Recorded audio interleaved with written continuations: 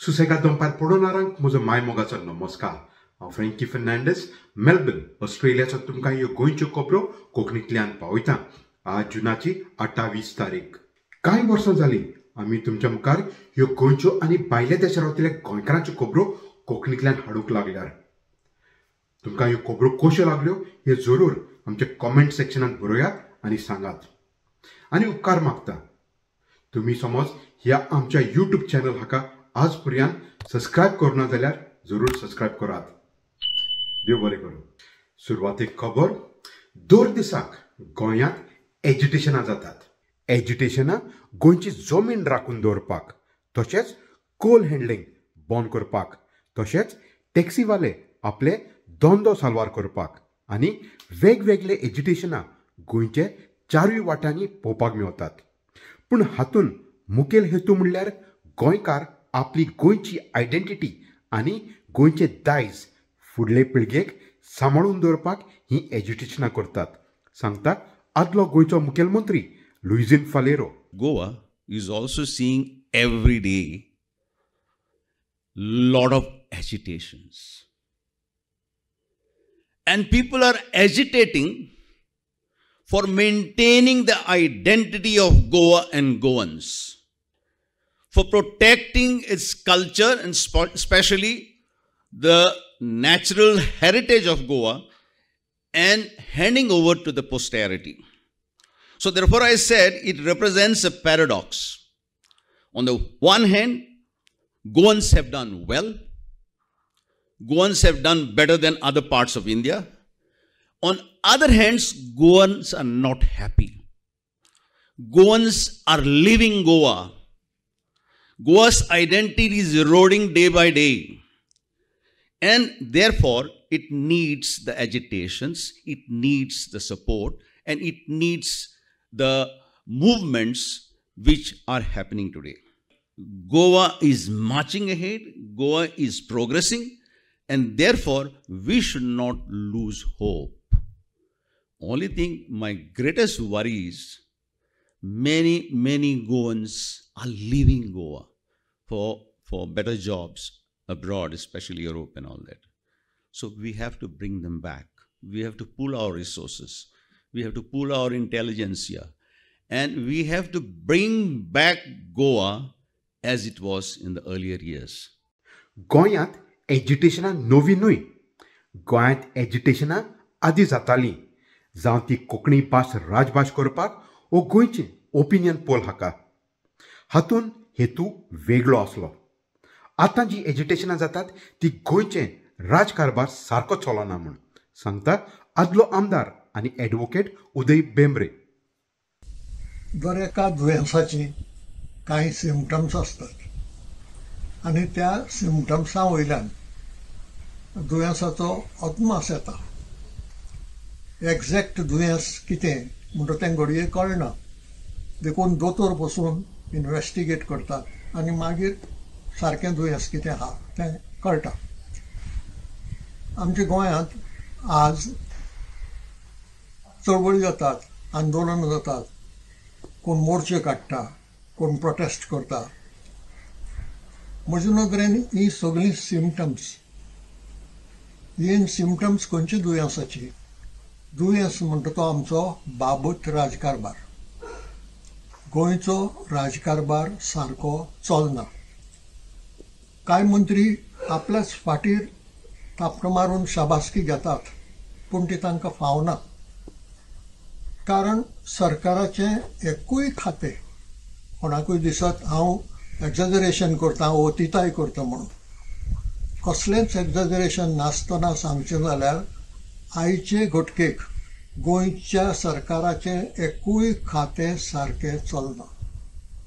आनी ताका वेगळीं वेगळीं कारणां आसात. कारण थोड्यांक आपल्या खात्याचो उपेग आपलो विकास करपा खातीर करपाचो आहा. थोडे जायतीं खातीं घेवन बसल्यात आनी तांकां अभ्यास करपाक तांचे कडेन वेळ ना, वेळ दिवंक मेळना. आनी अशी परिस्थितींत राजकारभार चलतलो कसो? एकूच देख घेवची जाल्यार आमी मुखेलमंत्र्याची घेवया. व्हडलीं व्हडलीं खातीं तो आपले कडेन घेवन बसला. तातूंत मदीं फायनान्स येता, तातूंत मदीं घर खातें येता, तातूंत मदीं शिक्षण खातें येता, एज्युकेशन मिनिस्ट्री येता, ऑफिशियल लँग्वेज येता, आनीकूय घडये जायतीं आसतलीं. आतां एक मनीस जो राजकारण करता, जो राजकारणांत एक्टीव आसा आनी जायत्या प्रोग्रामांनी वता, घडये कोणाक ना म्हणना, ल्हान आसूं कार्यावळ व्हड आसूं तो वता. म्हणटकीर इतलो वेळ ह्या कामाक दितकच कोणूय मनीस कितलोय बुदवंत आसल्यार पसून फायली केन्ना वाचूंक पावतलो. आतां पयल्यान दिल्लीक वचप, सकाळ सांजवेळ पब्लीक फंक्शनांनी वावरप, मागीर पार्टीच्या फंक्शनांनी वावरप. हातूंत मदीं मनशाक फायली तपासपाक, वाचपाक, समजून घेवपाक वेळ खंय मेळटलो. देखून कितेंय जावं, ऑफिसरान कितें बरयलां तें पास जावन वता आनी हाज्यो जायत्यो देखी आसात. मागीर यू टर्न घेतिल्ल्यो, त्यो यू टर्न केन्ना घेवच्यो पडटात. पयलीं जें कितें तुवें थारायलां तें सारकें चिंतून अभ्यास करून थारावंक ना. देखून तें बदलचें पडटा न्ही. भुमिपुत्र कित्याक कुसोवचें पडलें, पास जाल्लें बील असेंब्लीन. हाजें कारण ताजे फाटल्यान अभ्यासच केलो ना, मांडलें असेंब्लीन, मेजॉरिटी आसा म्हणून पास केलें. हें दाखोवन दिता की कितेंय करतना सगळो अभ्यास करचो पडटा, ताजे बरे परिणाम आनी ताजे वायट परिणाम तेय पळोवचे पडटात. शाणो मनीस तें करता, पूण तें शाणेपण जर नासत जाल्यार मनीस आपल्याक जाय तशे निर्णय घेता, जाय त्यो थारावणी घेता आनी वता. दुयेंस आसा, सरकार बाबत रितीन चलता, तें दुयेंस आमचें. आनी तें दुयेंस वाडत गेलें जाल्यार खूब लुकसाण गोंयचें जावं येता. आदींच जालां, तें चड जावं येता. देखून ही सिमटम्स मतीन धरून आतांच कितेंय तरी सुदरप करपाची गरज आसा. दुसरी खबर, अनेक फावट सुभाष वेळींकर हें नांव तुमी जरूर आयकलां आसतलें. हाणें गोंयांत मराठी भास राजभास हाची मागणी केल्या आनी हातूंत आदल्या काळार पुर्तुगेजान गोंयांत राज केल्ले हाचे बाबतींत निशेध मानला. ऐकात. ही कीड जी आहे पोर्तुगाल धार्जिणेपणाची, ती वळवळत आहे आणि अजून ती संपलेली नाही, परंतु ती वाढत आहे, फोफावत आहे. तर त्याचा एक दुष्परिणाम म्हणून या लोकांनी, काही लोकांनी हे ऑनलाईन पिटिशन जे आहे हे युनोकडे केलेलं होतं आणि त्याच्या स्वतंत्र राष्ट्राची मागणी त्यांनी केली. त्यामुळे ही निषेधार्ह गोष्ट आहे. मराठी राजभाषेची मागणी हा देखील आम्ही राष्ट्रीयतेचा प्रश्न मानतो. गोव्याची राष्ट्रीयता जर शिल्लक राहायची जर असेल तर मराठी राजभाषा झालीच पाहिजे, अशा प्रकारची आमची मागणी आहे. ह्या सुभाष वेळींकर हाका ग्लोबल कोंकणी फोरम हाचो जुझे साल्वादोर फर्नांडीस जबाब दिता. ह्या दिसांनी गोंयांत मराठी भास गोंयच्या राजभास कायद्यांत घालपाची एक चळवळ चालू आसा आनी ही चळवळ सुभाष वेळींकर जो चलयता तो मनान घुस्पल्लो कहो दिसता. गोंयाक जें घटकराज फावो जालें, स्टेटहूड फावो जालें, तें भाशेचेर आदारून फावो जालें. म्हणजे गोंयची राजभास पयलीं कोंकणी थारायली आनी ते भाशेचेर आदारून गोंयांक घटकराज फावो केलें. म्हणटच आतां गोंयच्या राजभास कायद्यांत दुसरी भास येवपाचो प्रश्नूच येना. देखून हांव म्हणटालों, इतलें शिकप आसलेल्या आनी जाणार म्हूण समजतल्या सुभाष वेळींकराक ही गजाल कशी समजना तें म्हाका खबर ना आनी तो मनांत खंय तरी घुस्पला अशें दिसून येता. दुसरें, सुभाष वेळींकर पुर्तुगेजाचो आनी रोमी लिपीचो खूब दुवेस कोत्ता. ताच्या सांगण्या प्रमाणे पुर्तुगेजांनी गोंयांत रोमी लिपी हाडली आनी रोमी लिपी तांणी गोंयांत कित्याक हाडली हाचेंय तो कारण दिता. ताच्या सांगण्या प्रमाणे पुर्तुगेजाच्या काळार जाणी धर्म बदललो त्या लोकांक मराठींतल्यान वाचूंक दिवंक जाय आसलें म्हणून पुर्तुगेजांनी रोमी लिपी हाडली आनी ते रोमी लिपींतल्यान तांणी मराठी भास बरयली आनी त्या लोकांक वाचूंक दिली. अशें आसा जाल्यार सुभाष वेलिंगकर जो मराठी भाशेक 1000 वर्सांची परंपरा आसा म्हूण सांगता, ताणें 450 वर्सां गोंयांत पुर्तुगेजांनी राज चलयलें. त्या पुर्तुगेजांचे आनी रोमी लिपीचो काळजांतल्यान उपकार आठोवंक फावो. कित्याक पुर्तुगेजांनी रोमी लिपी वापरून मराठी भाशेक उबारून दवरली आनी हो उपकार ताणें आपणाचे गांठीक मारून दवरूंक जाय आनी पुर्तुगेजांक ताणें देव बरें करूं म्हणूंक जाय. ग्लोबल कोंकणी फोरम फाटलो 30 आनी 7 वर्सांचो एक मुद्दो आसा तो घेवन फुडें वता आनी तो मुद्दो म्हणल्यार रोमी लिपीक गोंयच्या राजभास कायद्यांत जागो दिवप. फक्त देवनागरीक घालून रोमी लिपीचेर ओनीत केल्ली आसा. ही ओनीत पयस करूंक फाटलीं 30 आनी 7 वर्सां खूब जाण वावुरले आनी आतां ग्लोबल कोंकणी फोरमान तो विशय हातींत गेला. भारताचे घटनेचे आर्टिकल 29 अशें सांगता, ज्या समाजाक आपणाची भास आसा, ज्या समाजाक आपणाची वेगळी संस्कृताय लिपी आसा, तांकां ती सांबाळूंक सगलो अधिकार आसा. हो मुळावो अधिकार हातांत घेवन आनी भारताचे घटनेक धरून ग्लोबल कोंकणी फोरम गोंयच्या राजभास कायद्यांत रोमी लिपीचेर जी ओनीती जाल्या तिच्या आड झुजता. म्हणटूच सुभाष वेलिंगकरान आमचेर टिका करची न्हय, कित्याक जी रोमी लिपी ताचे मराठी भाशेक सांबाळलोली तेच रोमी लिपीन कोंकणी भाशेकूय सांबाळल्या आनी हें आमकां इतिहास दाखोवन दिता. म्हणटूच रोमी लिपीच्या वावुरप्यांच्या पांयांक धरून आपूण आपणाची मराठी भास घेवन राजभास कायद्यांत पावतलो ही जी सुभाष वेलिंगकर स्वप्नां सोपनेता ताणें ती सोडून दिवची आनी सोमेस्तांक तो खंयचे घटनेच्या आदारून मराठी भास गोंयच्या राजभास कायद्यांत घालूंक सोदता तें ताणें सांगून दिवचें. खबर आतां ओल्ड गोवासान. कांय वर्सां जालीं गोंयकार तशेंच हांगा रावतले लोकांनी गोंयच्याच बीजेपी सरकारा लागीं मागणी केल्ली आहा की ओल्ड गोवा हाका एक मास्टर प्लॅन तयार करचो म्हणून.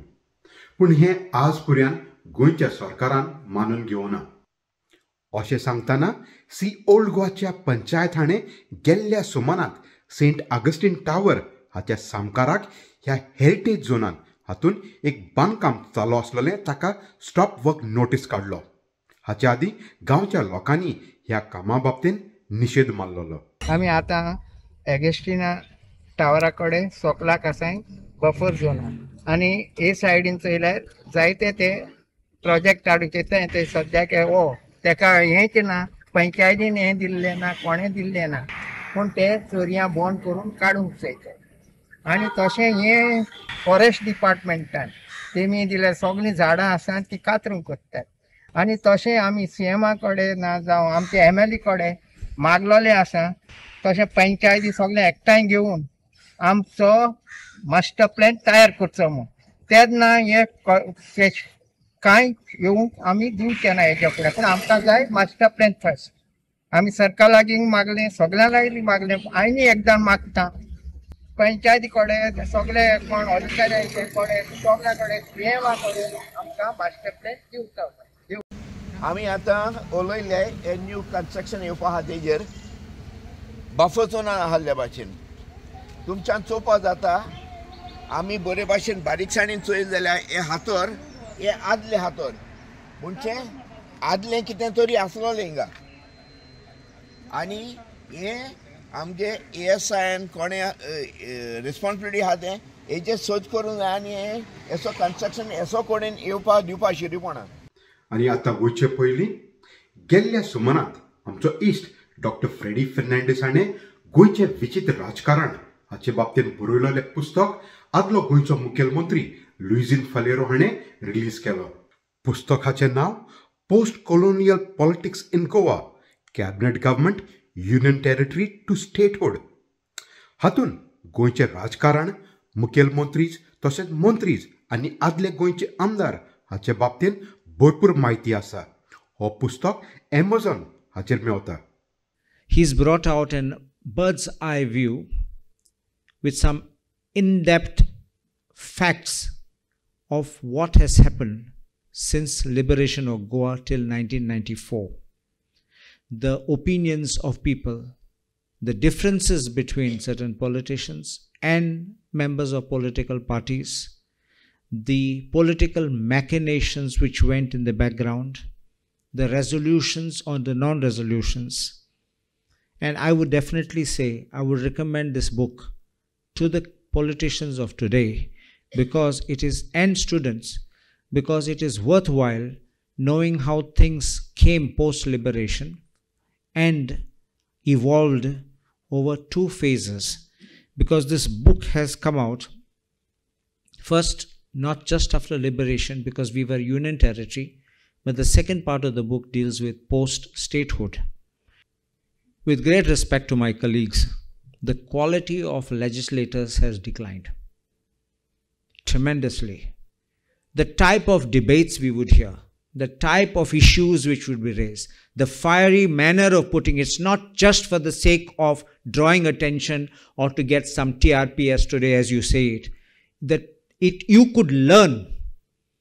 Today, sometimes even when I sit in court, sometimes if some argument is not very good, I think better to walk out than forget what we know. It's like that. So, with all respect to my legislators, my colleagues, I think that sometimes good debates are being missed out in our legislative assembly and also in the parliament. Some legislators have the art of expressing with humor. Some legislators have the wit in which they can in very few words convey a lot of thought. Some can be very stoic, can be very straightforward, but some think that they should give very long speeches which can be boring. You lose the plot and finally no one knows what you have said. Today the journalistic standards also have come down. If you see today, if you see those days, journalists asks very, very pertinent questions. They asked you sometimes directly, and if an answer was not given directly, they knew how to ask what in parliamentary phrase we say, supplementaries. And by asking that, they knew how to go around and try to get things out from the person whom they wanted the answers. Of course, some were clever. I really congratulate him because to collect the facts, which is virtually a piece of proud history of Goa for nearly 25 years, is a great effort. It must have taken a lot of your time, a lot of your energy. And of course, you need courage because nobody likes to face the facts many a times. So he took that courage and he took the leadership and initiative to write this book. And I must say, it has come out beautifully. And this will be a reference book for the posterity, not only in Goa, not only in India, but all over the world. And he has rightly said, it is already there with the US Congress. I hope it is there in our parliament. If not, you send them one copy. I must say, this book is not only history, but it represents, somebody has said in his review on the newspaper, a paradox as far as Goa's history and Goa's economy is concerned. Goa, on the one hand, is a vibrant state, maybe a small state in the country, but is a vibrant state in spite of politics and in spite of the cabinets and in spite of the ministers and the chief ministers. Goa is marching ahead. Goa is progressing. And Goa is a shining jewel on the map of India. This book, therefore, gives us an understanding of how power in Goa was acquired, how it was exercised, and the challenges during these 3 decades. If we to seek to understand the foundations of Goa's modern political systems and the ideologies that shaped the state, and which is still shaping the state even as we speak today, then this book is a must-read. For it is not an opinion, not the kind of opinion that one comes across in casual conversations, but it presents facts as well as analysis derived from interpretation of those facts. The period the book deals with is from 1963 to 94, the first election in 1963 in liberated Goa, and the first election in 1989 after statehood, and that entire term up till 1994. तर ह्यो जर आसले आमच्यो गोंयच्यो खबरो कोंकणींतल्यान Melbourne ऑस्ट्रेलियासान मेळया दुसऱ्या सोमानात ते मेरेन मोगा संदी.